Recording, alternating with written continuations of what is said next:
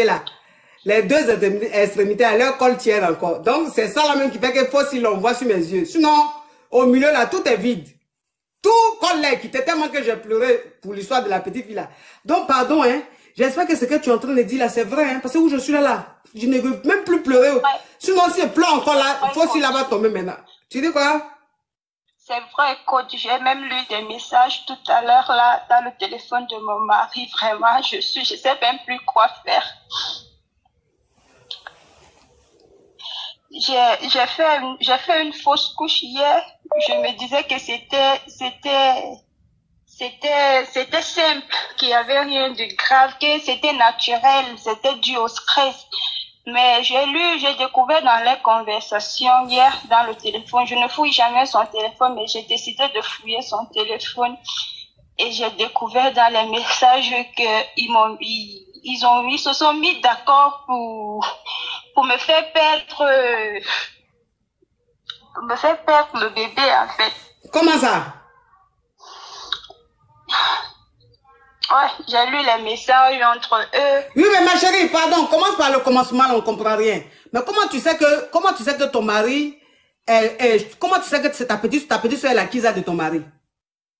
Parce que on vit ensemble, coach. Je vais commencer par le début. Commence par le début, ma chérie. Et puis, il faut doser les pleurs. Parce que TikTok n'aime pas les pleurs. Si tu pleures tout de suite, là, ils vont dire la femme là. Tous les jours, on la garde, même, on ne sait pas ce qu'elle fait, même sur notre espace là. Quelqu'un est en train de pleurer encore dans son live.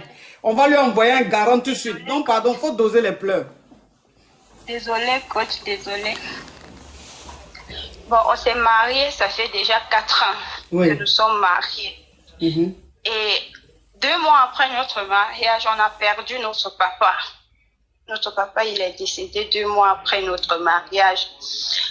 Et comme on vient d'une famille moderne, et je suis la grande sœur. Je suis la grande sœur. Nous sommes 5 à ma maman et à mon papa. Je suis la grande sœur et ma petite sœur, elle me suit. C'est elle qui me suit. Voilà, on avait les difficultés après le décès du papa pour payer son école et tout. Comme moi, je suis mariée et avec mon mari, il est un peu. Donc, j'ai décidé de prendre ma petite sœur au village pour qu'elle vienne, on reste. Donc, ça fait 3 ans qu'elle est ici. Ça fait 3 ans qu'elle est ici. Et il y a de cela, disons, 1 an déjà, mon mari, il a changé avec moi. Et il y a ma petite sœur qui vient, elle rentre à la maison, elle me dit tout le temps que non, ils ont des trucs pour l'école, il faut qu'ils partent en voyage et tout. Et en même temps, mon mari aussi, il me dit, il a des voyages d'affaires à faire et tout, il faut qu'il voyage. Donc leur voyage coïncidait toujours. Et moi, je suis déjà une femme qui ne fouille pas le téléphone, je ne regarde pas le téléphone de mon mari, rien et tout ça. Bon, ses habitudes ont changé. Il a changé de comportement, je ne lui comprenais plus et tout. Avant, on essayait, parce que depuis, on n'a pas eu d'enfant. J'ai pas pu tomber enceinte et tout. On essayait, on partait voir les médecins, on prenait les remèdes par-ci, par-là. Mais depuis 1 an, là, je vois, il ne gère pas, il ne se soucie plus de ça, en fait. Il ne me montre plus qui veut avoir un enfant avec moi, tout ça. J'ai donc commencé à devenir curieuse. J'ai essayé plusieurs fois, il ne me laisse même pas, il ne me donne pas accès à son téléphone et tout. Il y a de cela 1 semaine, j'ai eu accès à son téléphone. J'ai eu accès à son téléphone et je suis entrée dans son WhatsApp. C'est où j'ai vu les conversations avec ma petite soeur. Donc ça fait pratiquement 1 an ou va même au-delà de 1 an qu'ils sont ensemble et tout. J'ai vu des photos. Donc chaque fois que mon mari me disait qu'il voyage là, il était avec ma petite soeur en fait. Elle me disait tout le temps que non, elle a les voyages à faire, ceci, l'école, il faut. Donc en fait, ils étaient ensemble, ils ont eu une relation. Je ne sais pas si ça date de 1 an ou plus, je ne sais pas. Mais j'ai découvert quand je vois des conversations, j'ai lu, ça remonte vraiment à plusieurs mois, presque 1 an qu'ils sont ensemble. Et il y a de cela, je crois, 1 mois et demi, j'ai appris que je suis enceinte. Mais la grossesse n'est pas arrivée à 2 mois. J'ai fait une fausse couche. Oui, c'est comme ça que j'ai vu les messages et j'ai fait une fausse couche comme je disais. J'ai fait une fausse couche. La grossesse n'est pas arrivée à 2 mois. J'ai fait une fausse couche. Et dans les conversations, j'ai appris déjà qu'ils sortent ensemble depuis 1 semaine. Mais je ne savais pas quoi faire. Vraiment, j'étais traumatisée. Je ne savais pas à qui raconter. Il y a la maman aussi qui a les problèmes de tension. Elle est malade aussi. Elle a les problèmes de tension et tout. Je ne sais pas avec qui me tourner pour en parler et tout. J'ai décidé de vous appeler pour que vous me veniez en aide. Bon, c'est comme ça que je découvre alors dans les conversations, parce que je l'avais déjà dit que j'étais enceinte et tout. On est même allé à l'hôpital, on a fait des examens et tout. C'est comme ça que je lis dans les conversations où ma propre petite sœur lui dit il faut la donner quelque chose. Je suis nouvelle, je ne connais pas parler en code. J'espère que vous allez me comprendre. Oui, il faut donner quelque chose pour que le dénija dans le ventre. Voilà, il faut la donner quelque chose et tout. C'est alors comme ça que, vu qu'on vit dans la même maison, je peux pas éviter. Elle prépare, je mange et tout. Oh, Paola de Saint-Jacques, Macavia depuis le Sénégal. Thank you so much, bisous, moi. Oui. C'est comme ça alors que ils m'ont fait perdre et tout. Donc, je l'ai appris par message hier. Actuellement, je ne sais pas comment faire. Lui, il n'est pas au courant que j'ai appris tout ça et tout, mais il a vu que j'ai changé, il a vu qu'il y a du changement parce que vraiment, je n'arrive pas à me contrôler. Chaque fois quand ils sortent, ils ne sont pas à la maison, je passe le temps à pleurer, je ne sais plus quoi faire, je ne sais pas avec qui me tourner, vraiment, je ne sais pas. Attends, je vais récapituler. Attends, je vais récapituler. Alors, tu es marié légalement avec ton mari. Et vous êtes 5 enfants. Et vous avez perdu votre père. Donc, quand vous avez perdu votre père, c'est toi l'aîné. Tes parents, ta maman est au village avec tes frères et sœurs.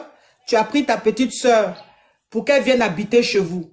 Parce qu'elle va à l'école. Donc, tu as préféré qu'elle vienne chez vous en ville pour pouvoir aller à l'école. Donc, ça fait 2-3 ans que ta petite sœur est chez vous. C'est ça? Oui, c'est ça. Ok. Donc, il y a un an que ton mari a commencé à changer. Ça veut dire qu'il a changé de comportement, il est devenu très bizarre. Et ta petite sœur, comme elle est grande, elle disait souvent que l'école, qu'elle voyageait avec l'école, la classe voyageait, la classe allait ici et tout, pour pouvoir s'absenter. Mais à chaque fois que ta petite sœur disait que elle devait voyager avec l'école, ton mari aussi, subitement, il trouvait une mission. Il partait aussi en mission. Mais comme en ce moment-là, tu ne savais pas, donc pour toi, bon, c'était quelque chose de normal. Donc, à chaque fois que ta petite soeur s'absente, ton mari aussi, comme par hasard, il est en mission. Il a une mission. Et comme son comportement a de plus en plus changé, et ta soeur aussi, son comportement a changé et tout, tu as commencé à douter, tu as commencé à soupçonner ton mari d'infidélité d'un premier temps. Voilà comment il y a 1 semaine, tu étais enceinte d'1 mois et demi. Malheureusement, l'enfant n'est pas resté. Je suis vraiment désolée, ma chérie. Et donc, il y a 1 semaine, tu prends le téléphone de ton mari. Tu fouilles dans le téléphone de ton mari et quand tu fouilles dans le téléphone de ton mari, tu vois dans le WhatsApp de ton mari que lui et ta petite sœur causent une conversation. Et tu lis les messages et tu vois qu'en fait, lui et ta petite sœur sortent ensemble, que la petite sœur est la Kisa de ton mari et que ta petite sœur, ils ont eu une conversation, ta petite sœur et ton mari, ta petite sœur demandait à ton mari, comme tu es enceinte, de faire quelque chose pour que le dénija. On parle en code, comme c'est sur les réseaux, on parle en code. Donc, ta petite soeur, ta propre petite soeur, dit à ton mari que tu es enceinte, il n'a qu'à faire quelque chose, il n'a qu'à mettre quelque chose dans la nourriture, même dans l'eau et tout, pour que le dénija. Voilà comment tu n'as pas, ton déni n'est pas resté. Malheureusement, la grossesse, tu as perdu ta grossesse. Donc, tu vois maintenant toutes ces conversations-là que si l'enfant n'est pas resté, c'est pas parce que c'est quelque chose qui est arrivé. Non, c'est ton mari et ta petite soeur qui sont à la base de ça. Donc, ça fait 1 an ou plus d'1 an que ton mari et ta petite soeur graient ensemble, que ton mari et ta petite soeur voyagent ensemble. C'est-à-dire que quand ton mari voyage, c'est avec ta petite soeur, il est et tout ça. C'est ta petite soeur comment? C'est ta petite soeur comment? C'est même père ou même père, même mère? soeur, c'est ma petite soeur, même père, même mère. Après moi, c'est elle. Elle est la deuxième et nous sommes 5. Nous sommes 2 filles et 3 garçons. Donc après moi, c'est elle. Même père, même mère. Donc c'est moi qui ai pris le sein là, je lui ai laissé après.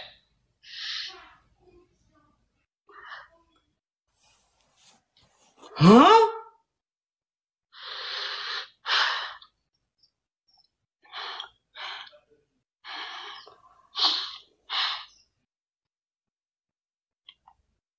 Ok, donc maintenant que tu sais que la Kisa de ton mari est en réalité ta petite soeur, qu'est-ce que tu as fait? Je n'ai rien fait, coach. Je n'ai dit à personne. Vous êtes la première personne à qui j'en parle. Je ne sais pas comment faire. C'est pour ça que je vous ai appelé pour que vous m'aidiez. Mais quand tu as vu ça, tu n'as pas appelé ta maman pour lui expliquer? Ma maman, elle est malade, coach. Elle est malade. Après le décès de notre papa, depuis, elle n'a pas retrouvé sa santé. Donc, quand on l'annonce des nouvelles, elle n'arrive pas à se... Oui, elle a un problème de santé, donc tu veux plus l'inquiéter. J'ai peur. J'ai peur qu'en annonçant ça, quelque chose l'arrive et qu'on dise que c'est de ma faute, c'est à cause de ça et tout. J'ai peur de dire à ma maman et qu'il arrive quelque chose. J'ai peur de me sentir coupable s'il arrive quelque chose toute ma vie.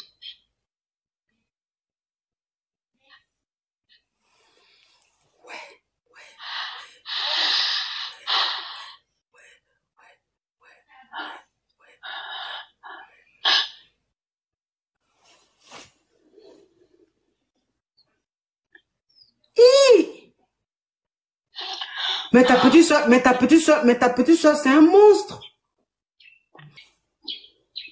Mais ta petite soeur, mais ça fait peur, ça. Quand j'ai souffert depuis des années pour chercher un enfant, j'ai tout fait, j'ai tout pris. Tout ce qu'on me dit, j'ai suivi plusieurs traitements. Qu'est-ce que je n'ai pas fait? C'est ça qui me fait le plus mal encore.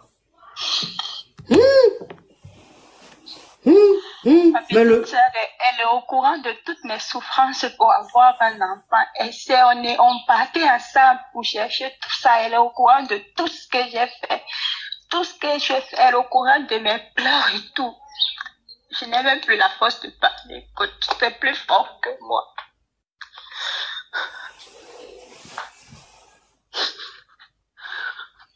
Donc, ça veut dire que pour avoir un enfant, c'était compliqué pour toi. Tu as subi beaucoup de traitements. Ta petite soeur sait que cette grossesse-là, tu as souffert pour l'avoir. Malgré ça, elle a demandé à ton mari, les deux ensemble ont fait que c'est pas resté. Mais ta petite soeur, tu peux pas mais comment ça se passe à la maison? Enfin, je veux dire, depuis que tu sais que elle soit avec ton mari, comment tu vis à la maison avec elle? Je sais pas, comment tu fais? Tu parles avec elle ou tu ne lui parles plus? Je sais pas, comment ça se passe là-bas? J'ai changé avec tous les deux. Et même ils ont remarqué mon changement parce que ils se sentent, ils ont l'air, quand tu les vois, ils se sentent coupables parce qu'ils savent que ils font quelque chose, mais ils se disent peut-être que je ne suis pas au courant et tout. Ils ont remarqué que j'ai changé parce que coach, impossible de continuer à vivre comme si de rien n'était avec des personnes qui ont eu à te faire. Même si tu veux te contrôler, à quel point tu ne peux pas. Tu ne peux pas te contrôler. Donc, ils savent qu'il y a quelque chose qui me dérange. Ils savent qu'il y a quelque chose qui me dérange parce que je ne cause plus avec eux, je ne mange plus, je suis seulement enfermée dans ma chambre et tout. Et ça fait en sorte que tous évitent aussi la maison. Elle ne rentre plus à l'école à l'heure sous prétexte qu'elle prépare son examen. Elle ne rentre plus quand elle rentre, elle mange, elle se couche et tout et tout. Ma chérie, tu travailles? Écoute, je ne travaille pas, mais j'ai une boutique. Je travaille à mon propre compte. Mais c'est ça qui est travailler. Travailler, c'est pas forcément aller dans un bureau. Travailler, c'est avoir une activité. Donc, une commerçante travaille. C'est ça un travail, en fait. Donc, tu as une entrée d'argent. Oui, j'ai une entrée. D'accord. D'argent, je ne travaille pas. Ok. Faut demander le divorce. D'accord, merci coach. Coach, j'ai demandé pour demander le divorce, là, comme lui et moi, on a signé bien commun et régime monogamie. lui et moi. Je ne sais pas comment procéder si je veux demander le divorce. Je sais pas, il faut que moi là je peux pas t'aider parce que je maîtrise pas la loi de ton pays et je sais pas comment ça se passe. Quand c'est comme ça, rentre en contact avec un avocat, ça coûte pas grand-chose. C'est-à-dire que juste pour te renseigner, pour poser des questions. C'est-à-dire qu'un avocat, tu peux payer un avocat juste son heure, tu poses des questions et tout, il t'explique comment les choses sont. Donc, essaye de rentrer en contact avec un avocat, tu lui expliques, tu lui poses des questions. Voilà, il va te dire ce qu'il faut faire, ce qu'il faut pas faire. Mais en tout cas, moi, ce que je peux te dire, c'est que ce mec, tu peux plus rester avec lui. Il faut que tu divorces. C'est même plus la peine même que tu restes avec ce mec-là, qu'il te touche même encore. Tu divorces et ta petite soeur, tu la dégages de chez toi. Avant même de divorcer, là, ta petite soeur même, tu la dégages de chez toi. D'accord. Ta petite soeur même, tu la chasses de chez toi. À l'instant même, dada, elle n'a qu'à partir. Elle n'a qu'à aller où elle veut, c'est pas ton problème. Elle n'a qu'à partir parce que c'est même plus ta petite soeur, c'est ton ennemi. Parce que tu peux pas avoir ta soeur de sang qui va gueuler avec ton mari et qui va demander à ton mari, les deux ensemble, pour dire à ton enfant que tu as cherché depuis combien d'années. Donc ta petite soeur, tu la dégages de chez toi. Ton mari, tu demandes le divorce. D'accord, coach, merci. Courage, ma chérie. J'espère que quand tu as fouillé dans le téléphone de ton mari et que tu as vu leur conversation, tout ce qu'ils se sont dit là, par rapport à ta grossesse, tu as tout fait. J'ai fait des captures d'écran. Super, tu es très intelligente. Tu es très intelligente. Ok, donc les captures là, tu les gardes. Ok, tu les gardes, tu gardes les captures, les vidéos, toutes les preuves que tu as vues là, tu prends tout, tu gardes. Parce que quand tu vas divorcer là, c'est ça là qui va t'aider dans ton divorce. D'accord. Tu as compris? Merci. Bisous ma chérie, courage à toi. Merci. Courage, que Dieu te garde. Hey! Non, non, non, non, non, non, non, non, non, non, non. Le monde fait peur. Le monde fait peur. Allô?